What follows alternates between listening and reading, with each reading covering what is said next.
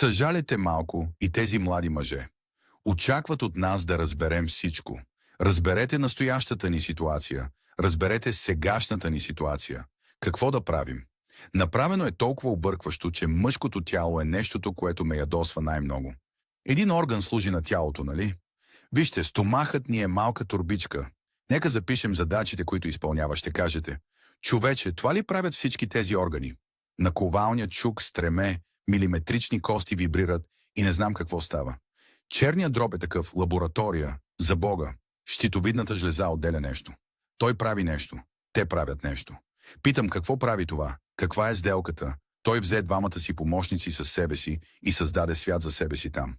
Братко, нека направим това, нека направим това, нека направим това. Винаги за да ни засрами. Както казах, отровата навлиза в тялото по време на юношеството и тялото се опитва да поеме контрол. Какво е положението на цивилизования човек? Винаги да можеш да овладееш това. С други думи, във всички култури, всички вярвания, всички дисциплини, винаги има начин да се ограничи това.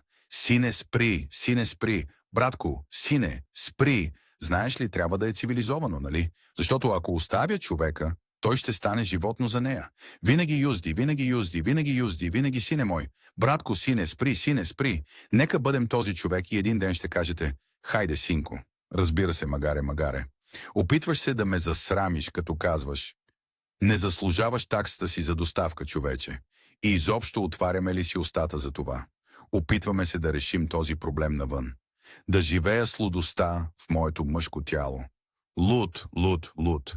По дяволите, той няма никакъв мозък. Служи дълго време. Това е нещо, което той прави, нещо, което прави. Тъй като телените клещи са проектирани.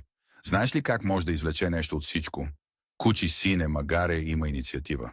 Къде е най-студеното място в Егейско море? Не е ли като Акчай? Няма да познаете морето, когато влезете там. Сякаш не е той. Не е като той да прави всички тези луди неща. Идва времето, когато думата ми ще надделее. Как ще отидеш? Братко, такава система е създадена и нагласена. Например, вижте нашите ръце, които държим, хващаме, протягаме и така нататък. Например, очакваме ли повече от това, което можем да получим?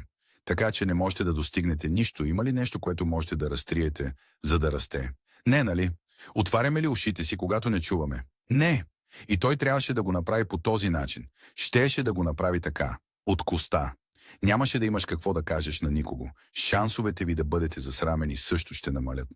Смееш се, но онзи ден, когато разказвах тази история, някой каза, че си влязал в това толкова лошо. Има ли проблем? Какъв проблем ще имам с това? Това е проблемът на един мой приятел.